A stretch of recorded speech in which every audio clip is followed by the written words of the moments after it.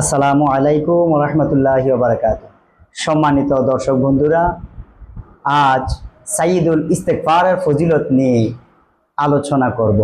সাইয়্যিদুল ইস্তেগফার নিয়ে ছোট একটা ভিডিও দিছিলাম, রিলস ভিডিও। ওইটাতে প্রায় 3000 দর্শক দেখেছেন, আপনারা সাড়া দিয়েছেন। অনেকেই বলেছেন সাইয়্যিদুল ইস্তেগফার সম্পর্কে বিস্তারিতভাবে বর্ণনা করার জন্য। তবুও বেশি বলবো না, 3 মিনিটের কাছাকাছি ছোট একটা ভিডিওর মধ্যে বিস্তারিত আলোচনা সংক্ষেপে করার চেষ্টা করব।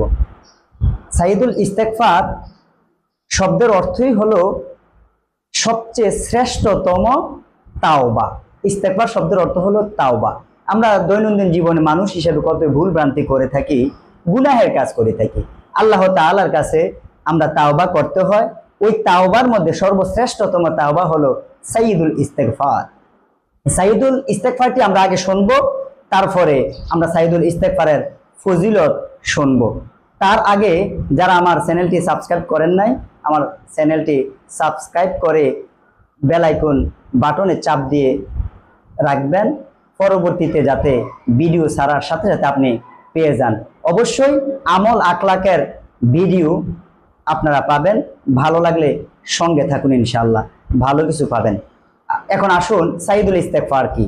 সাইয়্যিদুল ইস্তেগফার হলো আল্লাহুম্মা আনতা রাব্বি লা ইলাহা ইল্লা আনতা খালাকতানি ওয়া আনা আবদুকা ওয়া আনা আলা আহদিকা ওয়া ওয়া'দিকা মাসতাতা'তু আউযু বিকা মিন শাররি মা সানা'তু আবুউ লাকা বিনি'মাতিকা আলাইয়া ওয়া আবুউ বিযামবি ফাগফিরলি ফা ইন্নাহু লা ইয়াগফিরুয যুনুবা ইল্লা আনতা। দয়াল নবী হাদিস শরীফে বলেন, যে ব্যক্তি এই সাইয়্যিদুল ইস্তেগফারটি সকালবেলা পাঠ করে, সারা দিনে যদি তার ইন্তেকাল হয়, ওই ব্যক্তি অবশ্যই জান্নাতে যাবে, সুবহানাল্লাহ। আর যে ব্যক্তি সন্ধ্যার সময় পাঠ করে, সারা রাত্রিতে যদি তার ইন্তেকাল হয়, সে ব্যক্তি অবশ্যই জান্নাতে যাবে, সুবহানাল্লাহ। সাইয়্যিদুল ইস্তেগফারের অনেক ফজিলত রয়েছে। আমাদের দিনের সকল গুনাহ খাতা আল্লাহ তাআলা সাইয়্যিদুল ইস্তেগফারের খাতিরে মাফ করে দেন, সুবহানাল্লাহ। শুধু তাই নয়, সাইয়্যিদুল ইস্তেগফার যে ব্যক্তি নিয়মিত পাঠ করে, ওই ব্যক্তির রিজিকের পেরেশানি দূর হয়ে যায়। সাইয়্যিদুল ইস্তেগফার যে ব্যক্তি নিয়মিত পাঠ করে, ওই ব্যক্তির বালা মুসিবত দূর হয়ে যায়। সাইয়্যিদুল ইস্তেগফার যে ব্যক্তি নিয়মিত পাঠ করে, ওই ব্যক্তির গুনাহ খাতা মাফ হওয়ার কারণে ওই ব্যক্তি যখনই মারা যায়, সাথে সাথে সেই ব্যক্তি জান্নাতের মধ্যে যায়।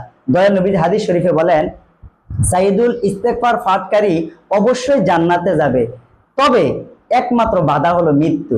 অর্থাৎ মৃত্যুর সাথে সাথে সে ব্যক্তিটা কবরে যাওয়ার সাথে সাথে সে ব্যক্তি জান্নাতি হয়ে যাবে। এখন বলবেন, হুজুর কবরে গেলে জান্নাতি হয় কিভাবে? হ্যাঁ, হাদিস শরীফে রয়েছে, আল কবরু রাউযাতুম মিন রিয়াজিল জান্নাহ আল হুফরাতু মিন হুফারিন নার।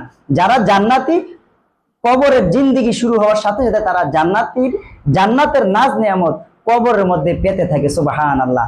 আল হুফরাতু মিন হুফারিন নার। তবে সাবধান, যারা জাহান্নামী, তাদের মৃত্যুর পরে কবরে গেলেই জাহান্নামের আযাব গজব আসতে থাকে, তারা জাহান্নামের গজব ভোগ করতে থাকে, নাউজুবিল্লাহ। আল্লাহ তাআলা আমাদের সকলকে বেশি বেশি সাইয়্যিদুল ইস্তেগফার পাঠ করে আমাদের গুনাহ খাতা মাফ করে দুনিয়া থেকে বিদায় হওয়ার তৌফিক দান করে, সকলে বলেন আমিন।